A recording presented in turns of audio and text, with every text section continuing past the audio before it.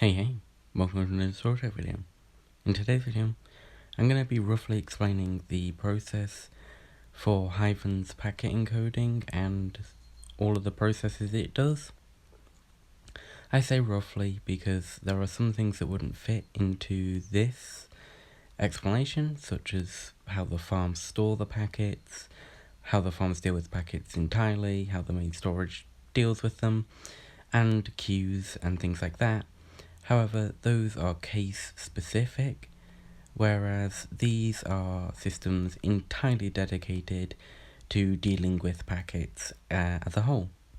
So, with all that being said, I'm going to show you the machines now, and then I'll explain later in the video how they actually work with a really cool animation, because it's me, and yes, I like doing animations. Anyway, I think it's about time I actually show you them. We'll start with the encoder. It seems like the most logical place to start, and it's probably one of the more technologically advanced things here, so getting it out of the way would be ideal. Down here we have a lot of books, and if these weren't labelled, it'd be impossible to know what you're encoding. So we have slice, haul, amount, dimension, direction for the bolt network. This should really be switched to branch. I feel like that's a better name for that. The network within a branch, and the station. So obviously this down here is for the actual item encoding, and that is just for the location. Now, to know what any given item is, because you might not know what haul it's in or the slice, we have bulk split here into left and right side, and it would just have renamed items such as this cobblestone renamed to slice 2 haul 1. Now, we actually have too many inputs for the necessary 24-bit output. We have one book too many.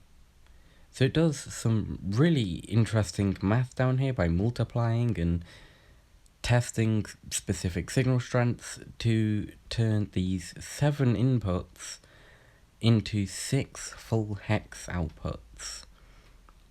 Because things like the dimension, that's only 2 bits, the amount is 3 bits, the haul is 2 bits, and the slice is obviously 4 bits. So there's a little bit of math there just to make it all output a single full hex code, just so that we can use less disks. Now, the way it works is it will read the signal strengths 1 tick apart, send them all to this massive red coder with a disk storage above, send them all up here, stack them on a trapdoor, well, I say stack, but hold them on a trapdoor, and then use hopper pickup priority to sort them back into the correct order. Obviously, because they're 1 tick apart, if we had signal strength 15 called first, it would take a really long time to come down here as if we had 1. So that's why we hold them at the trapdoor. I do want to mention pickup priority for hoppers is based on distance. It doesn't work if it's close to spawn, so you have to be like 512 blocks out for it to work. So it doesn't actually work here. It's slightly too close, but I really didn't want to move it. Here we have the disk storage even. We just have some nice indicators to tell you, yep, this still has a disk in it. I was going to put a sorter up here originally, but that just seemed like overkill, given the worst case scenario, this can do like 200 and something packets before needing to be refilled. So yeah, I thought this was just more than enough. Anyway, down here we have our encode button and our output barrel, and I've just put in some signal strength in here just as an example. I will start the encoding. We can see all the disks be called. They get held at the trapdoor up here. They will be released and the global lock is undone. They start getting loaded into the box here. Any second now it will break, everything will lock again, And in this lovely barrel here, we will, if I can aim, we will see our packet. Now, it has obviously the 6 discs we wanted, but also this is code item. Now, this is how we sort codes from mixed boxes. However, due to Bedrock's unique way of dealing with boxes and pistons in general, I didn't want to use a box sorter to sort these. Mainly because, as I mentioned, the pistons in Bedrock Edition will, they have a RAM leak where if they break a block, it keeps the data stored in the piston. So, for example, the box it just broke is still stored in this piston's memory. And there's no good way to deal with that. So the less we have to use pistons to sort boxes, the better. Hence why I went to colour sorting.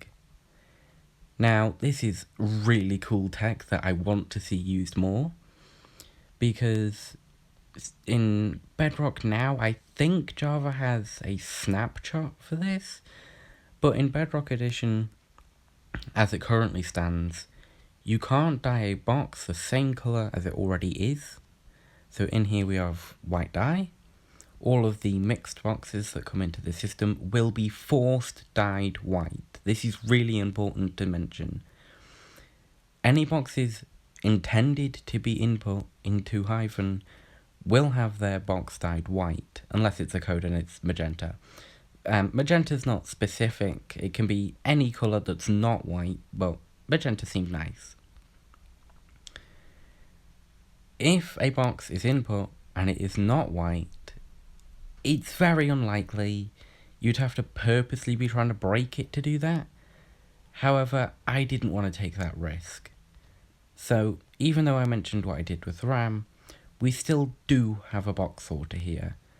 It's just linked to the output of the codes. So anything that's sorted as a code will be treated as a code, but it will just be double checked that it's definitely a code with that is code item. So yes, we do a little check at the sacrifice of a tiny memory leak. All things considered, it won't be a problem. This will not be checking that many codes, so I'd rather have that extra protection in place, just for a bit of peace of mind. So, let me show you working. As I mentioned, we have a packet, and we have a box that isn't considered to be a code, but it is not the same colour. So, just because those are empty, I am going to give myself them. And we will start checking. First of all, we check it's definitely a box. Again, this is not necessary. We just have a bunch of box sorters down here, up here even. This isn't necessary, I just wanted to take the extra precaution to make sure nothing can be bypassed. So if I throw these boxes in, we will see a few things happen. Oh, did they really get stuck there? They don't normally do this, but I threw them in at a funny angle.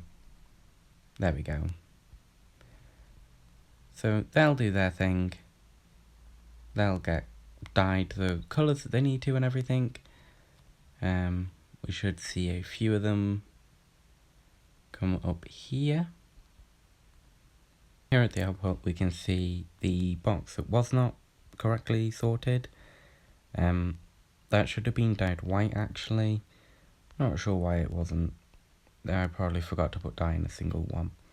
But yeah, so we have our two codes here. And then we have our code. This would be dyed magenta again, obviously.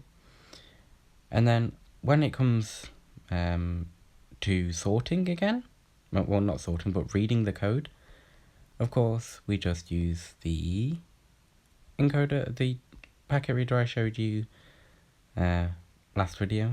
as we can see, there's our code being sent in the binary, and we get a box. So this is everything, actually. This is the encoding, sorting, you could say, I suppose, and reading of packets. As I mentioned, there is a lot more to this. However, those are case specific, whereas these are universal. These would be used in a few ways. Obviously, the reader would be used in Hiveon itself, the bolt network in the nether. The sorter has limited uses for that, actually. That is more just throw it in Hiveon and pray it works.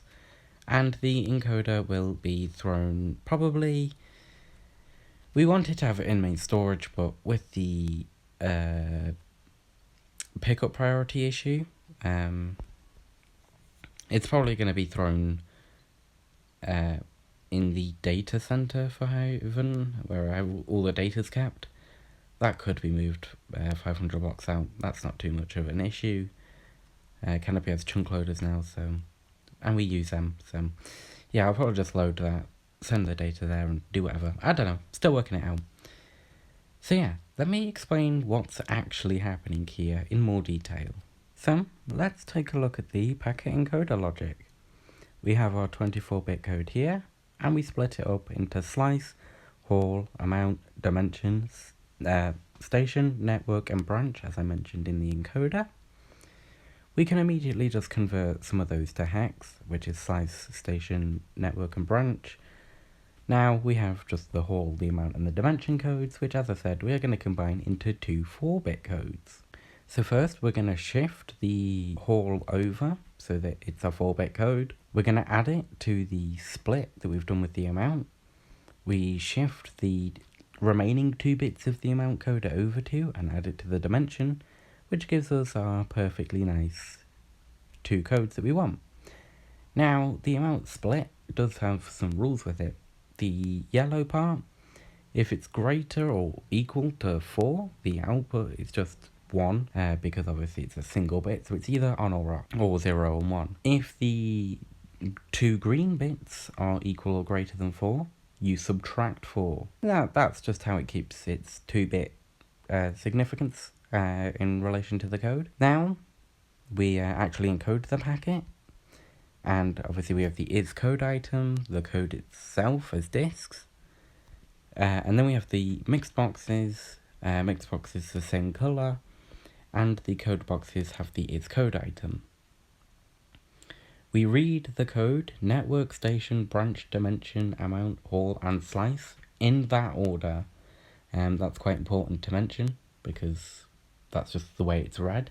You've seen the encoder UI in the actual, when I was explaining everything.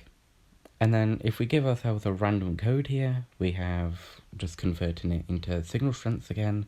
We have signal strength 1, 3, 5, 7, 9, and 15. Obviously all are called 2 gain ticks apart. And I've included a little graph at the side to show the signal strength of each disk. Now, to explain the sorting, we have a mixed box that are dyed white, mixed boxes that are dyed anything but white. Now, mixed boxes I say because, as I mentioned, it's not guaranteed to always be a code, so yes, I say mixed there, but really you could call those code boxes too. The white box will go through and not be dyed, so it just passes through the crafter. The magenta box will be dyed, it gets dyed again, and we call that our code box. As mentioned, we have an edge case, a mixed box that is not dyed white. This is why we have the is code item, and it's just used in a box sorter to sort it from actual codes. If anything bypasses this, boo-hoo, I guess. There's not much we can do. But yeah, that is everything. I explained the encoder in more detail in its dedicated video, so I don't feel a need to go much more into that. And I'll see you next time. Goodbye.